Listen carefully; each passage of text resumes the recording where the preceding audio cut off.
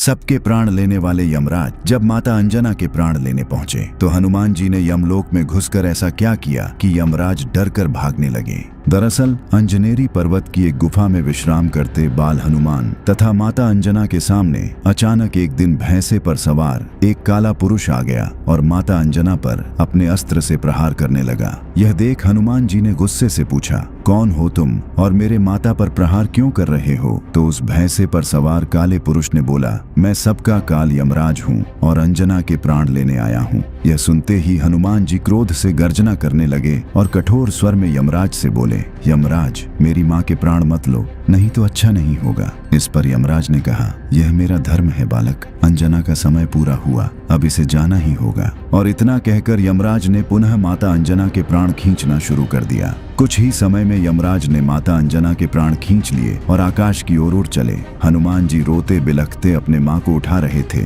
क्या हुआ माँ, उठो माँ, कुछ बोलो। हनुमान जी ने माता अंजना को उठाने का बहुत प्रयास किया पर वो उठती कैसे, वो तो मर चुकी थी। अब हनुमान जी ने क्रोध से गर्जना करना शुरू किया, यमराज मैं आ रहा हूँ, आज या तो मेरी माँ जीवित होगी या इस संसार से काल का अंत होगा। और इतना कहते ही हनुमान जी ने अपना आकार अत्यंत ही विशाल करना शुरू कर दिया। देखते ही देखते वो बालक हनुमान अब साक्षात महाकाल का रूप बन गया। उनकी भुजाएं फरकने लगीं और आंखों से अंगारे बरसने लगे। उनके शरीर का तेज इतना भयानक था कि हजारों सूर्य भी फीके पड़ जाएं। हनुमान जी ने ऐसी भीषण गर्जना की कि ब्रह्मांड कांप उठा और अगले ही पल हनुमान जी ने धरती से ऐसी छलांग लगाई कि आकाश का सीना फट गया। हनुमान जी अत्यंत ही क्रोधित मुद्रा में तीव्र गति से यमलोक की तरफ जा रहे थे। इससे सभी देवता भयभीत होकर इधर उधर छुपने लगे। कोई भी क्रोधित हनुमान जी का सामना नहीं करना चाहता था और कुछ ही देर में हनुमान जी यमलोक के द्वार पर पहुंचकर क्रोध से गर्जना करते हुए यमराज को पुकारने लगे,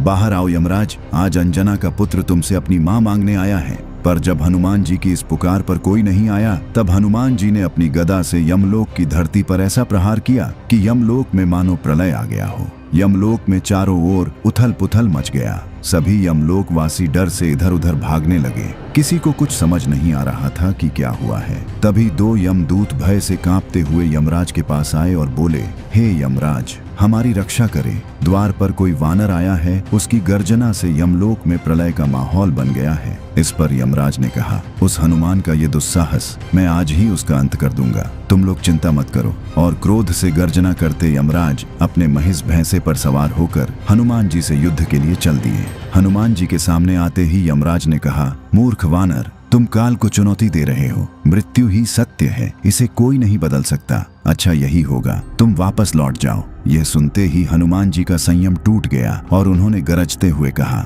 मैं अंतिम चेतावनी देता हूँ, मेरी माँ के प्राण वापस करो या मुझसे युद्ध के लिए तैयार हो जाओ। पर यह सुनते ही जब यमराज ने ठहाके मारकर हंसते हुए कहा, अंजना के प्राण भूल जाओ वानर, पर अगर तुम यहाँ से जल्दी नहीं गए तो मैं तुम्हारा प्राण अवश्य ले लूंगा। यह सुनते ही हनुमान जी ने अपनी गदा उठाई और फिर शुरू हुआ हनुमान जी तथा यमराज के बीच ऐसा महाप्रलयंकारी युद्ध जिसका आप सभी को इंतजार था। यमराज ने अपने सैकड़ों यमदूतों को आदेश दिया, बंदी बना लो इस वानर को। और देखते ही देखते भयानक चेहरों वाले, हाथों में भाले और पाश लिए लाखों यमदूत हनुमान जी पर टूट पड़े। पर उन मासूम यमदूतों को शायद पता नहीं था कि वे हनुमान जी पर आक्रमण करके कितनी बड़ी गलती कर रहे हैं। हनुमान जी ने क्रोध से गर्जना करते हुए अपना रूप विशाल किया और यमदूतों की सेना पर काल बनकर टूट पड़े। कुछ को उन्होंने अपनी मुट्ठी में पकड़ मसल दिया और कितनों को तो अपने पैरों से ही दबाकर मार डाला। हनुमान जी का ऐसा विकराल रूप देख सभी यमदूत थर थर कांपते हुए डर से इधर उधर भागने लगे।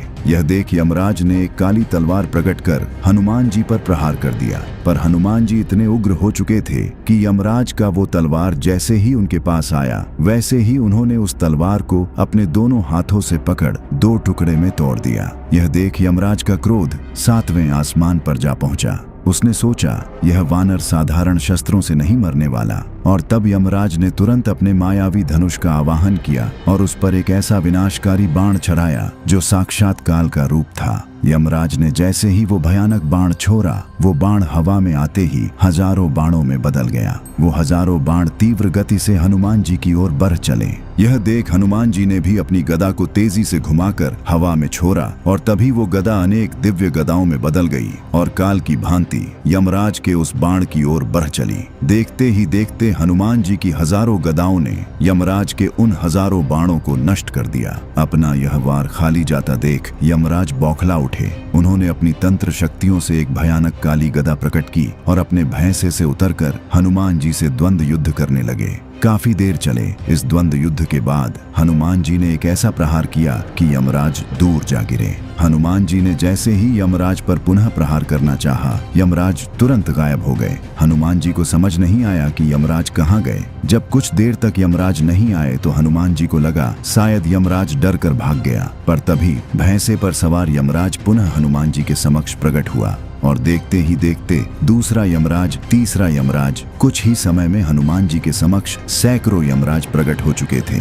हनुमान जी अचानक इतने सारे यमराज को देख सन्न रह गए। तभी उन सारे यमराजों ने हनुमान जी पर सैकड़ों अस्त्र एक साथ ही चला दिए और यह देख हनुमान जी क्रोध से तिलमिला उठे।